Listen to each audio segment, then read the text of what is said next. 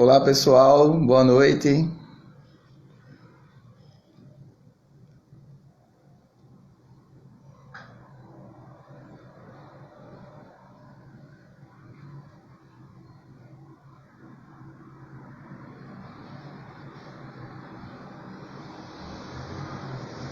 Vamos começar dentro de alguns minutos nossa live.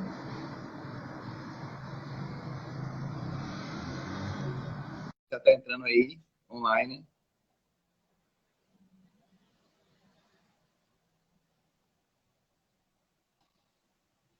Olha ele aí, perfeito.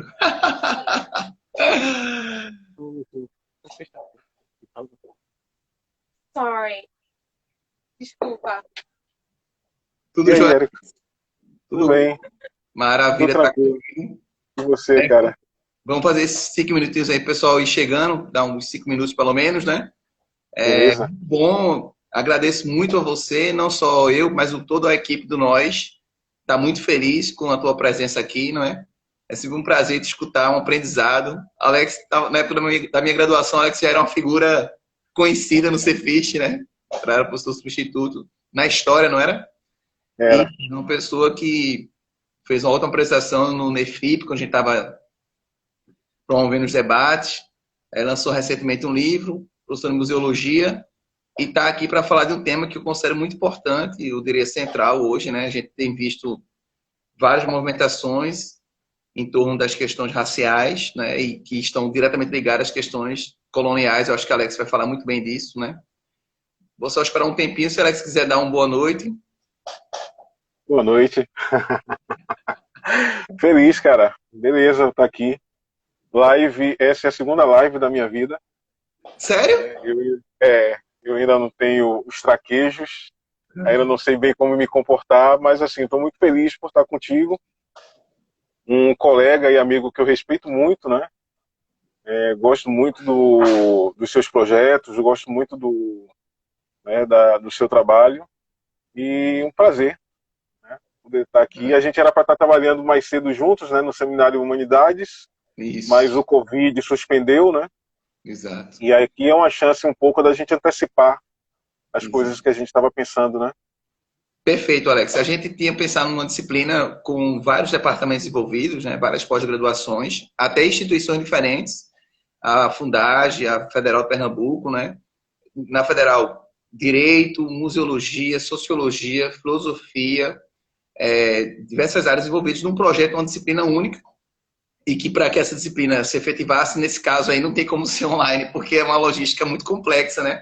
É muita Uhum. gente envolvida, muita gente envolvida nesse projeto, essa disciplina, a gente vai tocar essa disciplina com certeza, mas a graça dela, de fato, era o que a gente pensou nas férias, né? O professor trabalha até nas férias, a gente se reuniu para pensar uma disciplina que fosse, de fato, transversal no que diz respeito aos departamentos, ou seja, algo que trabalhasse bem essas questões importantes para as humanidades. E a ideia também com essa disciplina, e a Alex é um entusiasta, né, desse projeto, que a ideia é a gente fazer um núcleo de humanidades. Eu acho que esse é um ponto que é o que norteia um pouco a nossa conversa, né, Alex? O que a gente tem pensado há um bom tempo, né? As coisas nem sempre são tão rápidas no que diz respeito à sua efetividade, mas é algo que a gente tem pensado com muito afinco, né? Isso. Esse seminário de humanidades, envolvendo já diversas áreas, e a ideia da gente é sempre expandir, agregar pessoas, pesquisas, né? Estudantes, obviamente. E aí eu acho que essa live funciona um pouco também, né, mostrando o que é isso que a gente tem pensado, materializa um pouco, né, esse desejo. Exatamente. Eu acho que esse é o ponto importante, é um projeto que a gente pensou que hoje vai pelo menos dar uma pitada desse projeto, né? Foi muita conversa, muita discussão, a gente articulou a emenda comum, e um ponto central na emenda era justamente essa ideia mesmo de você ter um debate sobre humanidades atravessado por essas questões de colonialidades, né? Então você e Sibéria, no final do seminário, já trazer essa dimensão de uma crítica social eivada pelas questões da questão das colonialidades, né? Ô Alex, a gente poderia, de repente, né, 9h05 aqui no meu relógio, a gente pode ir começando um pouco, né? Eu queria que você Eu vou fazer uma pergunta, a ideia da gente aqui, nesse contexto que talvez seja um pouco de escutar mesmo, né? E eu queria começar a fazer uma pergunta que eu acho que tem profunda relação com o nosso debate. Eu vou te perguntar um pouco sobre tua trajetória acadêmica, né? Não para mim, que eu conheço, mas assim, para as pessoas em geral, né? E como é que você articulou essa sua trajetória acadêmica, essa decisão pelos estudos, com essa questão da raça, né? Como é que isso foi construído na tua trajetória acadêmica? Como é que você trouxe isso, né? Em que medida essa tua vida, tuas questões de subjetivação, teus processos de subjetivação, te levaram a essa reflexão? Você é uma pessoa, adianto, né? De transita em várias áreas, né? Óbvio. Mas o que é que te levou e em que medida essas questões raciais atravessaram esse teu caminho, né? Eu queria que tu falasse um pouco dessa tua experiência acadêmica, né? E que, na medida do possível, e se for pertinente, claro, articulasse isso com a tua própria construção da negritude, desse lugar de uma reflexão sobre a negritude que vem se desenvolvendo cada vez mais nos teus trabalhos. Veja, eu poderia começar falando da minha trajetória acadêmica, pensando o momento imediato da minha entrada numa faculdade, né? Foi a FUNESO, a Fundação de Ensino Superior de Olinda, né? Fica lá em Olinda, em Jardim Fragoso. Mas eu sempre acho que se eu deixar uma outra dimensão da minha trajetória de vida de fora, essa trajetória acadêmica ela fica mal explicada, né? Ou ela fica fora da base que realmente a constitui, né?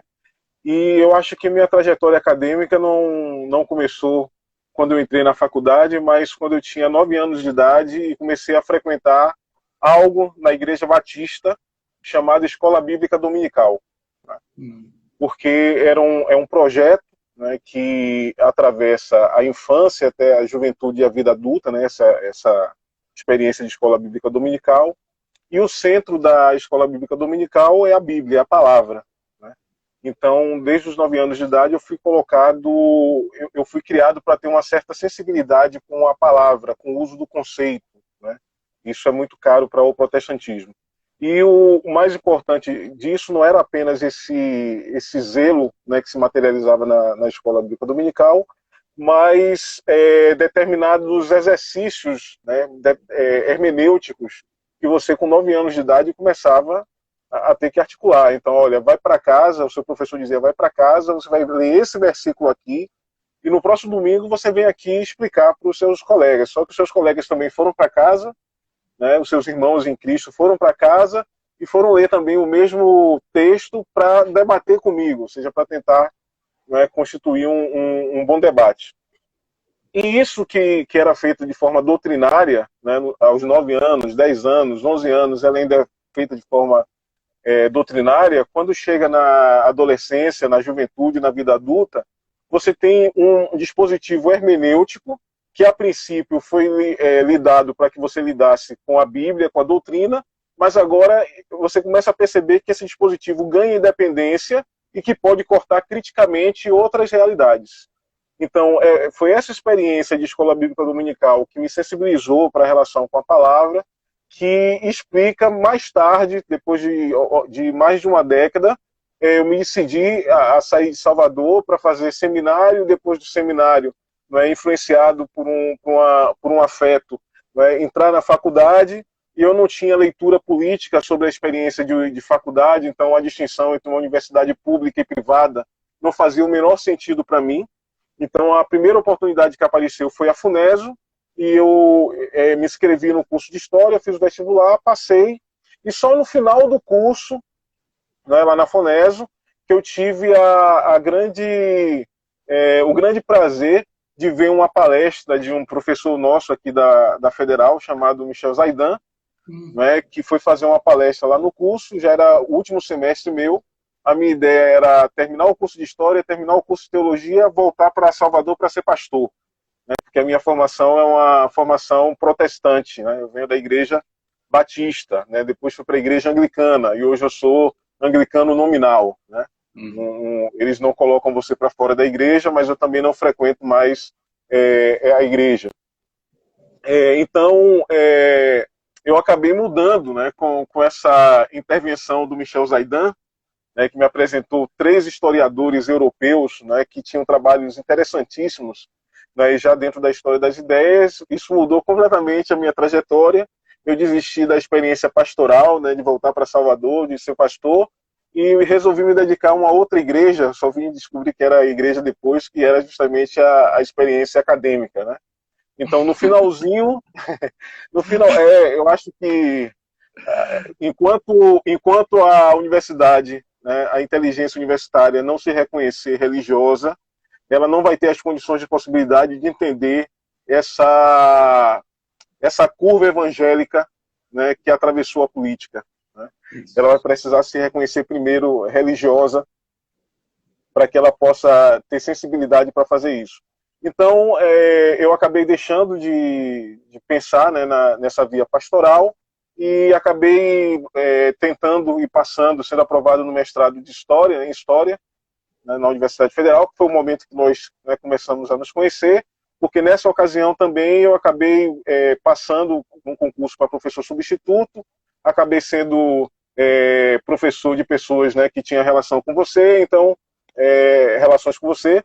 Então, foi um momento ali que a gente começou de alguma forma, se reconhecer, né? Já faz um bom tempo que a gente está numa caminhada, né, Érico?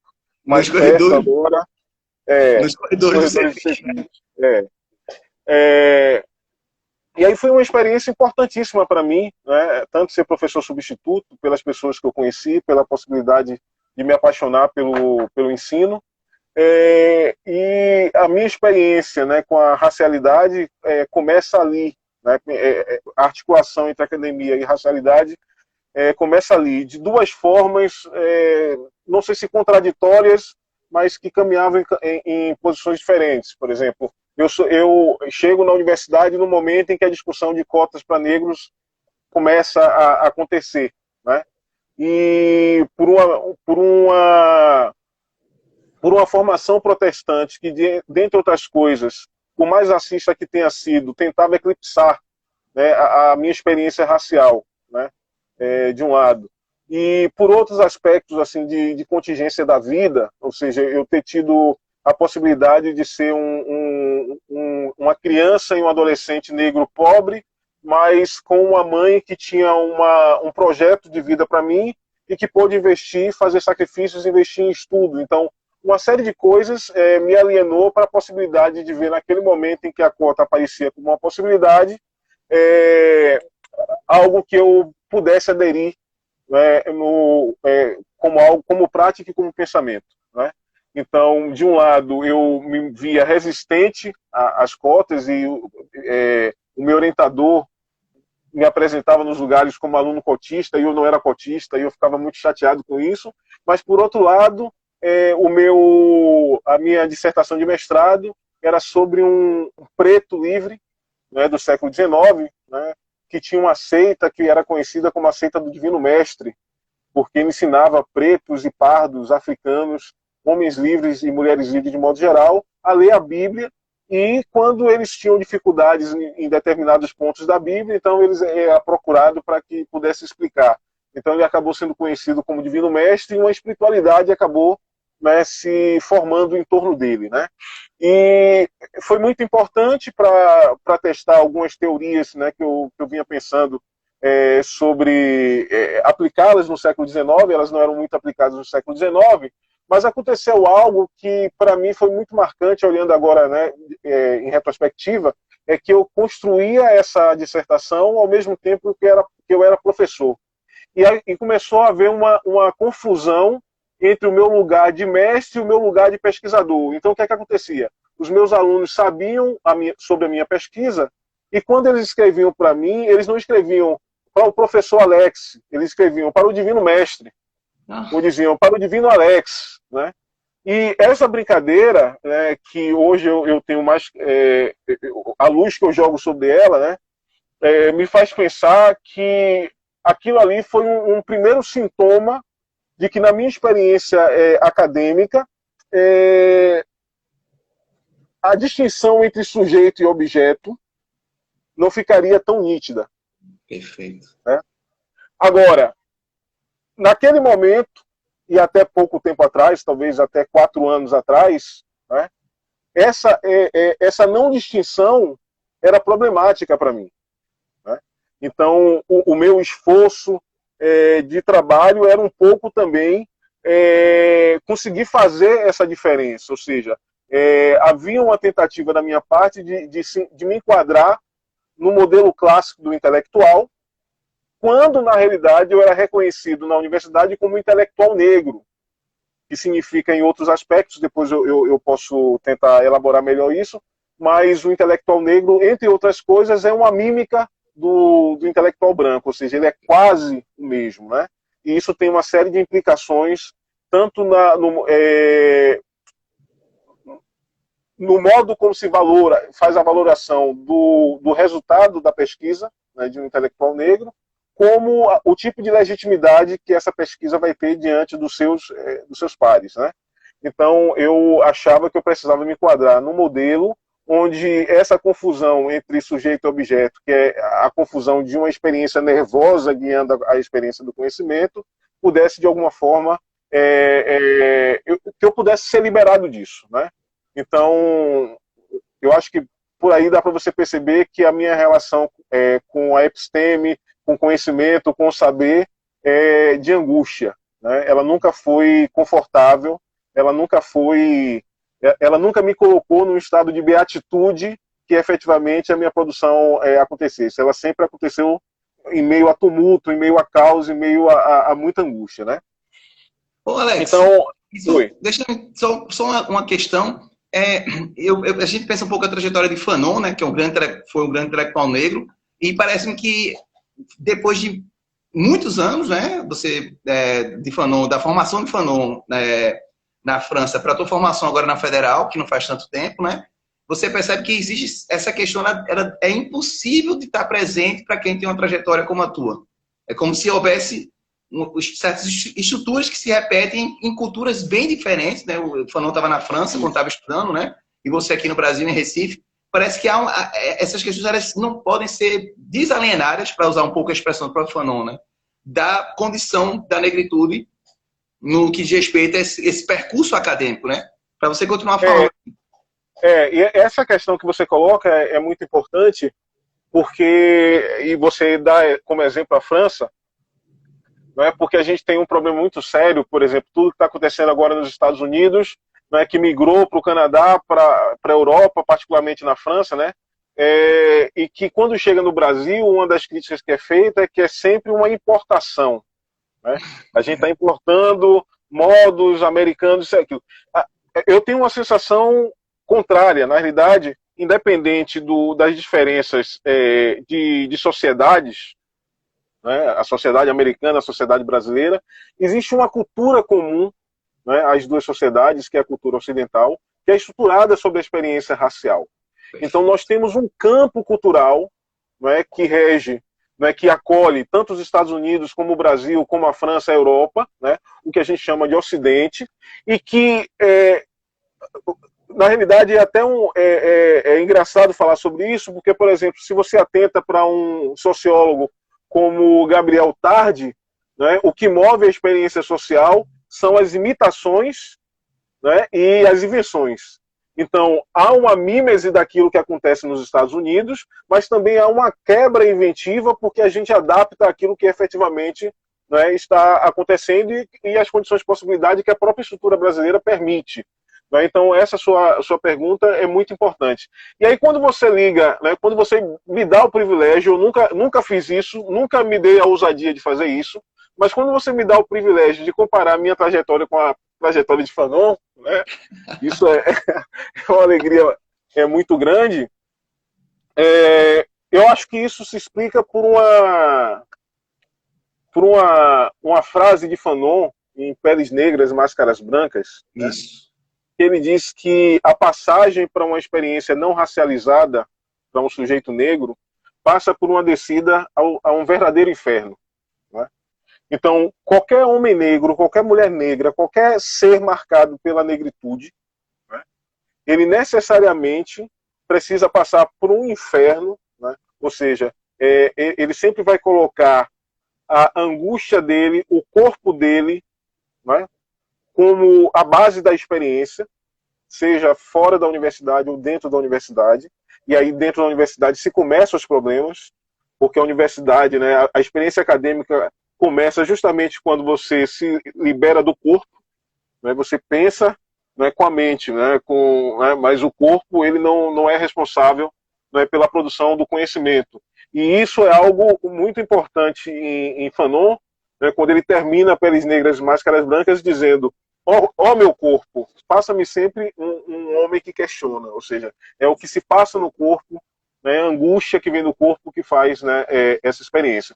E hoje eu vejo na minha experiência de formação que era justamente angústias, né, atravessamentos de afetos do meu corpo que acabavam se traduzindo em problemas de pesquisa, que muitas vezes eu tinha a intuição de propor, mas não a maturidade de entender quais eram os efeitos, né, epistemológicos, teóricos para uma própria conduta, né? Porque aí é a questão que eu queria falar sobre as humanidades. Eu não vejo sentido nenhum nas humanidades se a questão que guia cada um de nós na humanidade não passa pelo corpo, não passa pela angústia, e o saber que a gente faz vai ser maior do que isso, porque como nós temos grades culturais comuns, então é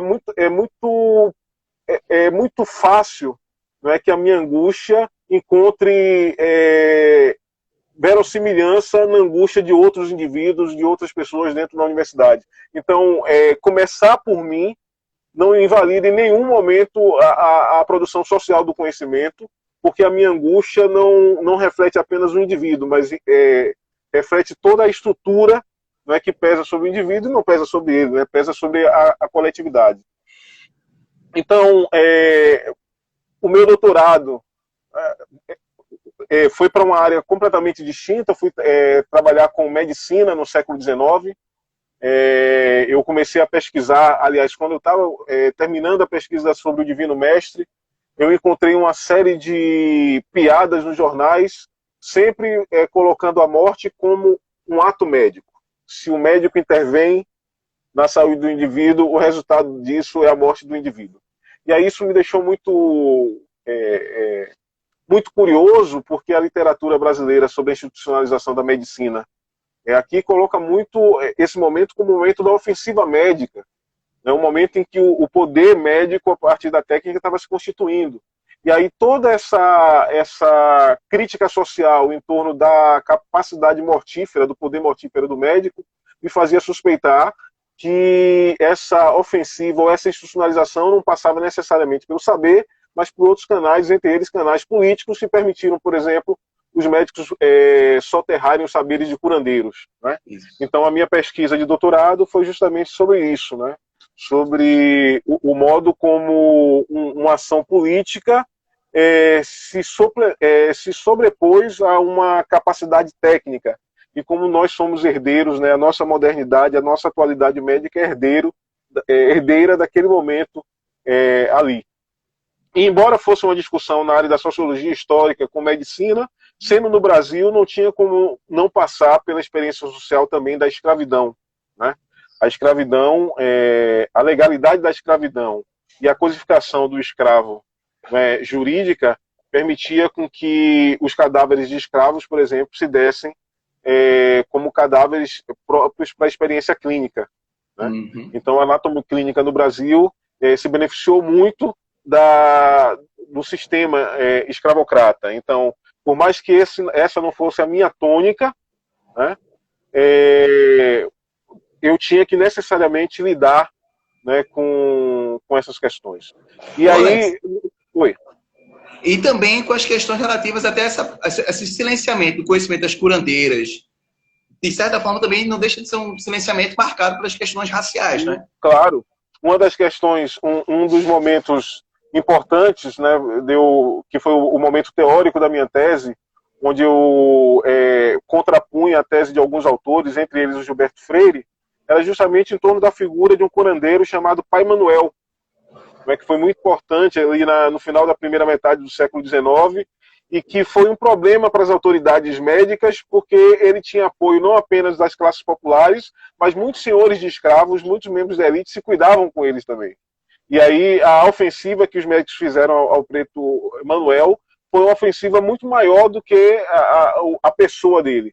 não é? Mas todas as redes implicadas que ele estava, né, articulado ali na primeira metade do século XIX. Então, o componente racial estava ali o tempo todo, embora a minha questão fosse a questão clínica, né? Uhum. E aí, já no finalzinho do doutorado, foi quando eu abri um concurso para museologia, né? E eu fiz o concurso, passei para teoria museológica e comecei a estudar bens culturais e para mim começou a ficar muito claro também que não tinha sentido nenhum eu fazer uma teoria sobre os bens culturais que não levasse em consideração que eu estava pensando nesses bens culturais em espaços de ferida colonial, né? Então, todo o meu trabalho hoje é um trabalho de mostrar como os bens culturais atuam também na experiência de racialidade, né?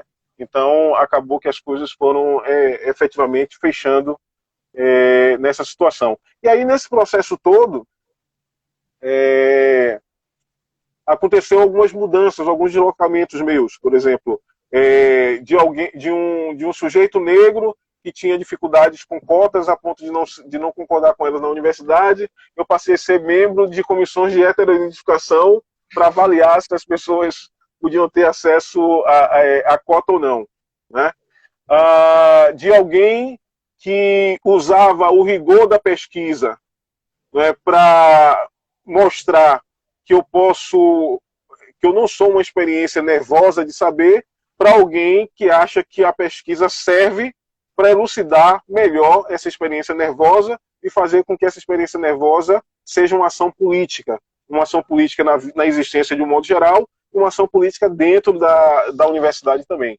E aí, as minhas últimas preocupações, né, têm sido justamente isso.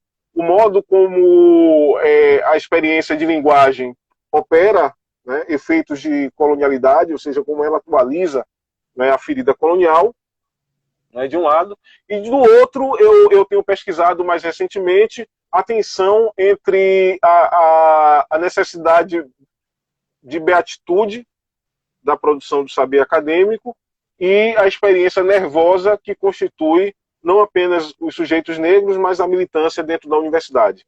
Eu parto da hipótese de que há uma indisposição de origem entre militância e intelectualidade, né? Porque a intelectualidade, ela baseada nos padrões científicos, de alguma maneira, ela começa com a suspensão da experiência, né? Enquanto a experiência nervosa é uma experiência que efetivamente é um saber que vem da experiência. Então, o que eu estou tentando produzir para mim é um lugar onde eu não seja nem apenas a militância tradicional, ou seja, a militância que, vindo de fora da universidade, faz a sua militância com os mesmos critérios políticos de fora da universidade, por exemplo, os critérios dos movimentos negros. Então, eu acho que a gente precisa produzir militância, mas a universidade exige um outro tipo de militância. E, do outro lado, eu estou apartado daqueles que acham que a experiência deve ser unicamente intelectual. Pelo contrário, a intelectualidade, para mim, é um recurso para que eu possa viver a minha experiência de forma mais politizada. Não é nem uma relação de sentido, mas uma relação de política. Excelente, Alex. Eu acho que tu toca em dois temas aí centrais, que eu vou escutar mais sobre ambos os temas. Eu só vou recuperar um pouco o que você falou para que você possa promover uma articulação que eu considero central, né? Porque a gente vive um tempo hoje em dia, inclusive, de grande crítica à universidade, à ciência, pela extrema-direita, né? E muitas vezes isso termina ocorrendo em algumas posições, inclusive do campo da esquerda, né? Então, o que nos faz refletir como professores, né? Que é importante que a gente acolha isso e nunca faça aquilo que já aconteceu com alguns colegas, de dizer que o projeto de alguém é ruim porque é muito militante. Isso não é questão pra gente, né? Isso não é demérito ser militante. De modo nenhum. Você já me acusaram de ser de esquerda ou sei lá o quê. Isso não é problema a priori para a academia, desde que você paute isso num modo de reflexão que é exigido, né? Uma vida acadêmica que não pode ser pura e simplesmente uma opinião, né? Você tem que se balizar, se preparar, ler, escrever, pensar, refletir. Eu queria que tu pudesse, então, a partir disso, discutir o que seria essa ferida colonial e como é que essa ferida colonial está presente na academia e como a gente pode articular justamente essa experiência da militância com a experiência acadêmica para, de alguma forma, se não cicatrizar, mas pelo menos cuidar dessa ferida. Então, tu poderia falar um pouco dessa ferida e de como a academia pode operar no que diz respeito ao lidar com essa ferida colonial, ao invés de só reproduzir essa ferida, que é muitas vezes o que acontece, né? Então, Érico, tendo a esperança de que essa ferida possa ser curada, né, e eu, sinceramente, nem me importo que eu veja essa cura, né, se meus filhos, a posteridade alcançar, né, para mim é o que importa, mas supondo a possibilidade, mantendo a esperança nisso, eu acho que um longo caminho que a gente ainda tem para que isso possa ocorrer está muito relacionado à falta de sensibilidade do mundo, e aí junto com o mundo da academia, de acreditar que a gente vive a atualidade dessa ferida colonial. E aí talvez insistir apenas nos eventos que explodiram os últimos episódios da luta antirracista, talvez não seja tão producente. Por exemplo, centrar apenas em George Floyd, né, ou de forma inclusive mais dramática para nós, né, no pequeno Miguel, né, por mais que sejam absurdos, acontecimentos absurdos para a maior parte de nós, né, o modo como a epistemologia ocidental se produziu, né, permitiu com que na partilha do sensível houvesse, na experiência ocidental, pouca sensibilidade com o corpo negro, com o sofrimento negro, com a subjetividade negra. Então, às vezes, você se manter apenas nessa experiência, né, ela funciona muito para as pessoas que estão já dentro da militância, né, que já têm essa sensibilidade, mas ela pode, inclusive, afastar, né, muitas pessoas, porque a sua sensibilidade não foi pautada, né, para entender o sofrimento de uma parcela significativa da nossa população. Então, junto com... Eu lembrei do Descartes, no experimento das meditações, que ele diz que vai suspender, será que eu poderia não ter corpo? Né? Essa pergunta é uma pergunta feita por um branco europeu. Eu acho que a experiência da negritude não permite esse tipo de abstração que a universidade muitas vezes sugere ela. Eu acho que esse foi o impacto do nome e parece-me ser a direção que tu está indo aí, né? Você falou sobre Rousseau, eu poderia falar, por exemplo, Descartes. De Francis Bacon, ou de Descartes, desculpe, de Descartes. Eu poderia falar também de Francis Bacon, né, quando ele faz a diferença entre experiência e experimento. Né? Enquanto uma acende a luz, ilumina o caminho, né, não bate nos objetos, o que ele está condenando na experiência é porque ela vai às apalpadelas. Então, a experiência o conhecimento da experiência é o conhecimento com ranhuras, porque você não consegue manter a distância adequada do objeto, você se bate com ele. Então, há uma paixão, há um sofrimento nessa produção de saber, e é justamente essa paixão, esse sofrimento que o experimento de Francis Bacon está, né, substituindo. Né? E aí a militância é uma experiência de paixão. Né? O nacionalismo é uma experiência apaixonada. E a intelectualidade ela se constitui justamente nessa diferença entre experiência e experimento que Bacon coloca. E aí, a minha experiência, eu sou intelectual negro pelo fato de eu ter essa experiência afetada. Né?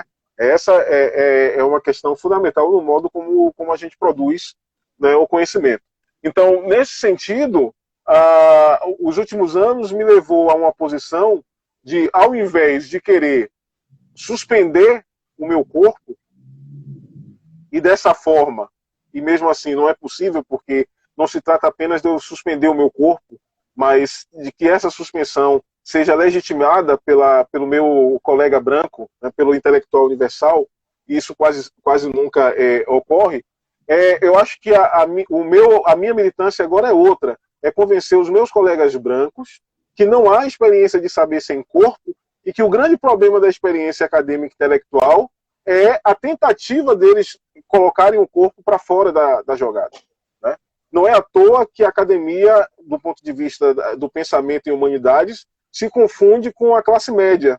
Porque mesmo sendo uma classe que você ainda chame de batalhadora e sofredora, porque não é sem dificuldade que ela consegue manter os seus privilégios, né? Mas se você compara a experiência da classe média com as classes mais pauperizadas, ela tem muito menos experiência nervosa, né? Ou seja, a segurança de você ter um emprego estável, que vai pagar suas contas, e que isso, não é, vai manter a estabilidade do seu lar para que você encontre a beatitude do pensar, isso você não encontra como condição de possibilidade nas classes pauperizadas. Então, há quase que uma destinação, né, uma disposição da classe média para a experiência de conhecimento. Mas por quê? Porque a gente definiu que o conhecimento ele não deve ser nervoso, né? Ele deve suspender a experiência nervosa. E a minha questão hoje, vamos dizer assim, o meu ethos é tentar procurar, encontrar o termo onde a experiência nervosa e a experiência do pensamento racional se encontram, mas no sentido da racionalidade está submetida a essa minha experiência nervosa. Ele funciona de forma rigorosa, tanto mais quanto ele precisa elucidar e dar sentidos para a minha experiência nervosa. Então, é pura política, é uma racionalidade puramente política.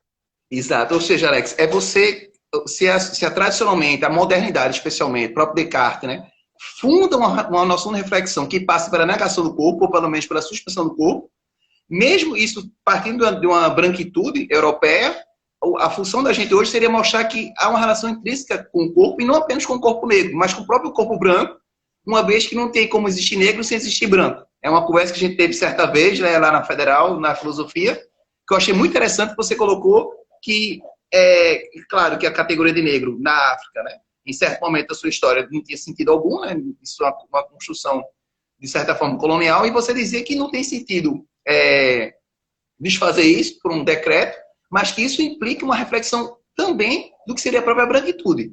Ou seja, é uma reflexão de que pauta-se na ideia de que todo mundo tem corpo. Não existe esse acadêmico que é puramente racional, que opera de forma objetiva, imparcial, sem gênero, sem raça e sem classe. Eu acho que a experiência acadêmica, ela, muitas vezes, ela foi construída para que a gente se afirmasse pela suspensão desses três elementos. E como a classe, basicamente, que entra na universidade, né, mesmo na área de humanas, para ela é muito mais fácil, você está dizendo para a gente, abstrair isso. É muito mais fácil ela entrar com essa perspectiva e vestir uma fantasia, que isso é puramente fantasmático, né, de que existe uma possibilidade de você operar de forma racional, sem levar em consideração o contexto de raça, classe e gênero. Eu acho que a experiência da negritude, ela não te permite se adequar a esse modelo, e termina sendo muito interessante para denunciar o caráter fantasmático desse modelo. Né? O que é que tu acha? Isso, a ficção. Eu vou entrar nesse seu desafio, mas antes eu queria só dialogar com as coisas que eu estou vendo aqui, né, com as intervenções. Alguém que está nos ouvindo disse, corpo não é tema, né? E aí eu teria duas considerações sobre isso, né? A modernidade permite com que o corpo seja tema, né? Ele pode apartar a mente do corpo do processo de produção de tal forma que o corpo passa a ser tema, né? Uma temática científica como outra qualquer. No caso que eu estou propondo, para minha experiência, né, para minha existência, é que o corpo seja o lugar o único lugar onde o tema seja efetivamente possível, né? Então, tudo aquilo que eu trabalho na universidade tem a ver, antes de tudo, com o modo como os afetos atravessam meu corpo, como a angústia atravessa meu corpo, como meu corpo se sente deslocado, como esse deslocamento ganha um sentido específico na universidade. Então, o corpo, para mim, é a base, né, onde qualquer conhecimento, qualquer temática, qualquer problemática pode efetivamente, não é, se colocar. Fora disso, eu me sinto alienado. E aí, quando eu digo isso, eu me sinto alienado, é para dizer que eu estou falando do modo como eu estou me produzindo. Não quero chamar de alienado as outras pessoas que não pensem dessa forma, né? Veja, quando você toca nessa questão de que é insuperável para o negro, eu acho que é aí que justamente começam os desafios. E aí eu acho que uma das coisas que... Pronto, talvez eu devesse fazer o que eu não fiz antes, né? Que você me pediu e eu não fiz. Que é falar, então, o que é que eu estou chamando por ferida colonial. Então, por ferida colonial é o seguinte... eventos como aconteceu com o George Floyd, com o Pequeno Miguel, a música produzida por um cantor e compositor baiano como Tigana Santana, que é o único artista que se autodenomina afrodiaspórico e que canta, ou seja, que está fora da África e que compõe e canta em línguas, em idiomas africanos, certo? Mas também o modo como não apenas o preto, mas o preto, o branco, todos os sujeitos modernos que lidam com a experiência capitalista de trabalho, né, todas essas experiências, elas só são experiências passíveis de ter uma inteligibilidade radical se a gente entender que elas são efeitos da atualidade da ferida colonial. Certo? E por atualidade da ferida colonial, o que eu estou querendo dizer é que determinados sujeitos, como o negro, o branco, né, determinados dispositivos, como dispositivos da dívida, né, e uma das coisas que faz do Brasil um país colonizado não é que ele, como todos os outros países, trabalhem com o dispositivo da dívida, mas que a dívida no Brasil seja a dívida sem medida, uma dívida impagável. Né? Essa é a grande questão que faz, né, do brasileiro, na sua relação com a dívida, um colonizado. Determinados complexos, como as relações étnico-raciais, né, que no nosso caso é marcado por uma mestiçagem, não é, que tanto aparece muitas vezes como elemento positivo e muitas vezes como um elemento complicador, né, da experiência de racialidade brasileira, e às vezes no mesmo objeto, numa mesma matéria, no mesmo processo, por exemplo, nas relações étnico-raciais, nas comissões de heteroidentificação, né, se não tivesse havido mestiçagem e a mestiçagem não tivesse produzido pardo, provavelmente a gente teria uma certa falência da política de cotas na universidade. Mas, ao mesmo tempo, o pardo é a figura que mais problematiza essa mesma política. Né? Então, eu chamo de complexos, não apenas porque é relacional, mas é de uma relação que não é fácil de decidir. Né? Há uma indecidibilidade também nesse processo. O modo como a gente trabalha, né, pensando que a experiência de trabalho é sempre uma experiência da relação do homem com o consumo, ou seja, para sobreviver o homem precisa consumir. O trabalho é a forma elaborada, né, de captura e de uso da energia que continua mantendo a nossa vida. Né? A experiência capitalista me parece que fez uma inversão dessa experiência de trabalho e consumo. Né? Se até antes do capitalismo o modo de trabalho era importante porque você trabalhava na medida em que o trabalho mantinha a sua experiência de vida, ou seja, ele te levava ao consumo, o trabalho capitalista ele é o contrário. O trabalho consome você. Né? Então, mais do que ele estabelecer a sua capacidade de se manter no mundo, ele faz com que a sua possibilidade de existência seja cada vez mais precária no mundo. Então, a aposta dele é uma aposta de que você saia da vida antes, né, de você viver uma vida plena. Né? Então, se há uma possibilidade hoje de nós termos um trabalho, né, que a disciplina do trabalho nos leve à possibilidade do trabalho consumir a nossa vida, tudo isso foi possível porque a escravidão, a experiência colonial, foi o laboratório para cada uma dessas experiências. Foi o laboratório para que a gente produzisse a insensibilidade que a gente produziu, que faz com que o Floyd e que o Miguel, a vida deles não importem. Né? É o que produz o desejo de um homem como Tigana Santana, não é, produzir em língua estrangeira no estrangeiro, né, no seu estrangeiro, e é o que faz também com que a disciplina do trabalho capitalista possa se exercer hoje de forma indistinta a pretos e a brancos, de forma mais agressiva a pretos, mas muito mais pela informalidade dessa relação, mas na formalidade de forma indistinta a pretos e a brancos. Tudo isso, o colonial apareceu como laboratório, né? E toda a sofisticação hoje capitalista é devedor, né? É devedora, não é, dessa experiência da ferida colonial. E aí, nessa experiência da persistência da ferida colonial, dois tipos, né, ou duas clausuras, né, eu não acredito na liberdade humana, eu acho que, né, existem clausuras históricas, cada época produz as suas clausuras, elas não são uma apenas, elas são várias clausuras e elas se comunicam, e eu acredito que duas das clausuras mais importantes, ou a clausura mais importante de época, é a clausura da racialidade. Né? Então, branco e negro não são apenas ou acima de tudo, cores de pele, né, tons de pele, mas são duas clausuras que o sujeito e a subjetividade moderna são atravessados. E, embora sejam clausuras de racialidade, elas funcionam de forma invertida. Ou seja, a clausura do negro, ela funciona para produzir uma subjetividade que desde o começo se veja racializada. Então, a clausura do negro ou o seu destino desde o começo, se ver como negro. Né? Ser negro desde o começo. Né? Isso é ser uma questão de origem. O que faz, então, para que a grande questão do negro, ou seja, a grande fantasia, porque aí eu me coloco muito próximo a Fanon, o complexo colonial produz fantasias, né, fantasias de branco, fantasias de negro, e aí qual é o grande problema da fantasia do negro? Tudo é racismo, ou seja, cada ato em si, ele só pode ser um ato de racialidade. Não existe nenhuma relação ou nenhum momento de respiro, né, dessa experiência. Então, a fantasia seria tudo, não é ser racismo.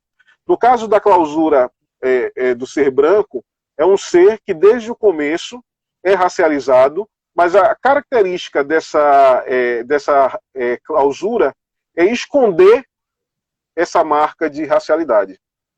Então, no momento em que essa racialidade é escondida, o problema ou a fantasia do branco vai ser exatamente outro. Nada é racismo.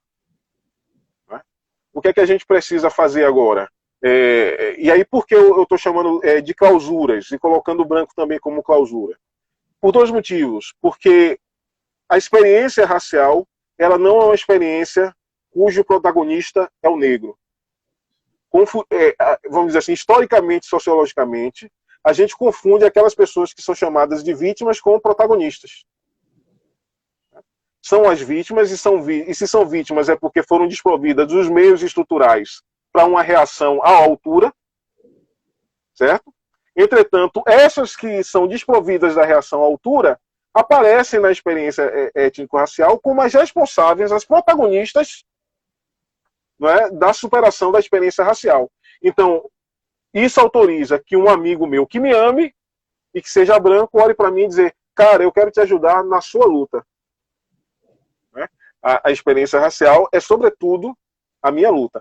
Quando você entende que a branquitude ou ser branco é uma clausura do ser, então você passa a entender de que a experiência étnico-racial, a superação do modo dessa experiência, é algo que concerne a pretos e a brancos.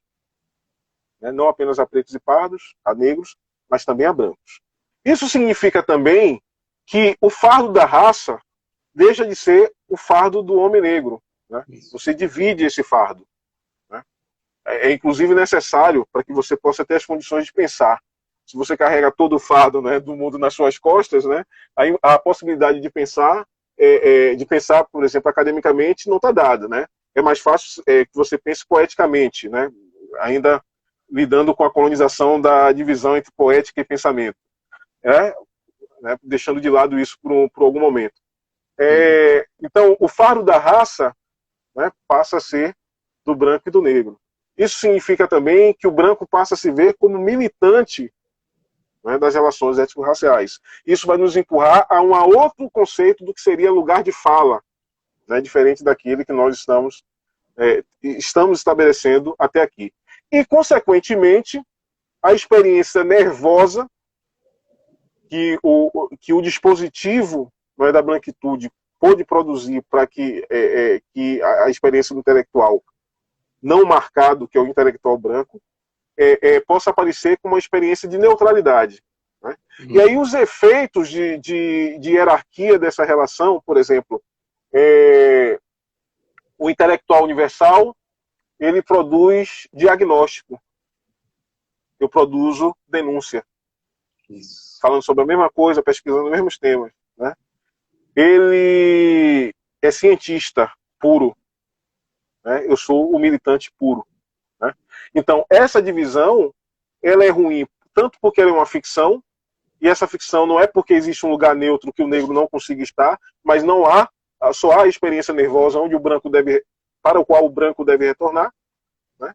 E, por outro lado, isso impede com que a militância seja efetivamente uma militância colorida, no sentido de que atinge todas as pessoas que são atravessadas por essa experiência racial. Então, hoje, a minha militância dentro da universidade é levar o meu amigo branco a entender que ele é tão militante, tão cheio de corpo, tão cheio de angústia, e que essa angústia, esse corpo, esse nervoso, que efetivamente precisa conduzir a produção do conhecimento dele com o maior rigor possível. Isso. Ô, Alex, e tu me fez lembrar agora, tá até aqui do meu lado, vou mostrar aqui para as pessoas. Tá do meu também. Eu vi. O livro maravilhoso do Alex, e que ele já apresentou para a gente, mas ele trabalha muito bem nesse livro a questão da dívida. Foi uma palavra que você usou e falou rapidamente. E eu queria que, se puder, articular um pouco a dívida com essa questão, como ela se reverbera na academia, que é uma preocupação tua, e também você falasse um pouco desse livro, que é, assim, né? Quem conhece o livro, fala para quem não conhece. Porque eu conheço, eu sei que o livro tem já também essa temática, como essa dívida se traduz, né? Como ela se coloca, como ela está presente na linguagem, né? E, de alguma maneira, essa dívida atravessa a academia. Então, qual é essa dívida que a gente tem na academia, né? Com essas questões? Ok. Veja, Érico, esse livro, ele surge de questões do meu cotidiano. Ele tem uma história muito bonita por trás, que tem a ver com uma caminhada com amigos no grupo de pesquisa, né, sobre a ferida colonial. Ele ganha depois independência dessa caminhada. É uma caminhada que eu tenho, que teve muitas paixões, né, muitas dores, muitas alegrias, e que eu me orgulho muito, né, de que o resultado dela também parisse esse livro, né, o Curupira. Mas, fora esse contexto, né, mais específico, né, que eu vivi alguns anos atrás, sempre me incomodou a sensibilidade que o protestantismo me ligou para a palavra, sempre me fez estar muito desconfortável com aquelas situações onde uma fala de fora tenta me definir, né? E para mim essa é a questão do colonizado e do negro, ou de qualquer pessoa sobre o signo da colonialidade, né? Aquilo que você o seu próprio, não é propriamente seu, porque você é sempre definido do lado de fora, é sempre um dedo que aponta para você e diz o que você é, né? E aí você pode dizer para mim, olha, mas isso é o que acontece com todo mundo tem uma determinação de fora. Isso é verdade, eu não brigaria por isso. Né? O que eu brigaria é que na experiência subjetiva dos humanos, principalmente do Ocidente, essa determinação, essa tensão entre determinação e de uma autodeterminação e uma determinação externa sempre se jogou a partir da ficção de um próprio. Né? A figura do nome próprio, da autonomia dos povos, da autonomia das nações, é sempre uma ficção, mas é uma ficção em torno do nome próprio. Né? É em torno disso que as nacionalidades, que as etnicidades, elas se constroem. E a experiência colonial é a experiência entre outras capturas, é a experiência também da captura da linguagem, ou seja, da captura de conceitos que na experiência indígena, nativa, primitiva, como a gente quiser falar, é julgado por uma cultura de fora, que não serve para validar o mundo, não serve para validar a experiência, e você precisa, então, dos conceitos que invasou para que efetivamente você possa validar o mundo e a experiência. E esses traços de colonialidade estão no nosso cotidiano. Por exemplo, todas as vezes que num embate, né, entre mim e uma outra pessoa, alguém me chama de meu filho, né, ainda que ela seja, por exemplo, mais nova que eu, é um processo que não tem necessariamente a ver com cronologia, mas um processo de anterioridade. É uma forma de fazer com que a minha palavra seja a primeira na linguagem e possa, então, explicar não apenas o meu mundo, mas o mundo, né, do outro. Né? Quando, numa tensão entre um colega, né, entre um acadêmico, né, que foi o José Luiz da Mota Menezes, né, as respostas que ele estava dando públicas não eram suficientes, e eu insistia, né, na consistência da resposta, ele termina o debate dizendo que era uma incapacidade minha de compreender, porque como negro eu estava tão mergulhado no sofrimento que ainda demoraria décadas para que eu tivesse as condições intelectuais para compreender o que ele estava dizendo. Né? É um processo também de anterioridade, alguém que me tira do processo de debate porque entende que pelo que eu sou, um homem negro, eu estou alijado das condições intelectuais para efetivamente dar conta daquele debate. Ou quando, e aí um amigo meu muito querido, Rui Mesquita, um companheiro nessa luta antirracista, né, uma resposta que ele deu uma vez, né, para alguém que da psicanálise estava julgando a religião, ele deu uma resposta para mim brilhante. Ele disse: a psicanálise não pode fazer isso não, ela é muito novinha, certo? Ela tem pouca idade. Certo? Então, esses processos de você querer encontrar aquela linguagem que consegue esclarecer o mundo de tal forma que ela passa a ser razoável como experiência de mundo, não apenas para você, mas também para o outro, não é, que efetivamente não é, está aí. É quando uma cultura tem as condições materiais, ou seja, quando ela tem as condições bélicas de se impor sobre o outro, que esse processo de captura da linguagem começa a ter êxito. Certo? Então, da onde é que isso sai? Da onde é que isso gera dívida? É que, na medida em que a experiência colonial produz no sujeito colonizado a ideia de que até a sua emergência, o ser colonizado era um irresponsável, um inexperiente, os conceitos dele, a linguagem dele, olhava para o mundo e se lançava para o mundo e tirava muito pouco do mundo, porque ele não era capaz de olhar objetivamente o mundo como era. Então, o que a linguagem colonial faz? Ela cria uma retífica do caminho. E a dívida começa quando o sujeito colonizado incorpora, né, subjetiva, a ideia de que ele deve ao colonizador essa retífica. E aí, veja só, isso diz muito sobre o presidente da Fundação Palmares. Né? É claro que nós temos que entrar em tensão com ele, e nesse momento ele é nosso adversário, eu não penso nem como inimigo, ele é nosso adversário, mas ele é um produto, ele entre nós, é o produto mais sofisticado que a experiência de ferida colonial pode produzir. Ele é efetivamente o sujeito colonizado, ou sujeito endividado, porque ele funciona dentro da ideia da retífica do descaminho. A colonização retificou o caminho do negro quando o colonizou. Certo? Então, a persistência da ferida colonial é a persistência da materialidade, da subjetividade, da retífica desse caminho, e que faz com que toda a experiência de sujeito do negro ou do colonizado seja uma experiência de mímica, né, no sentido de que ele é quase o mesmo, né, do colonizador, do branco, do universal, mas quase. Falta sempre alguma coisa que permite com que ele seja uma experiência de sujeito, né, íntegra.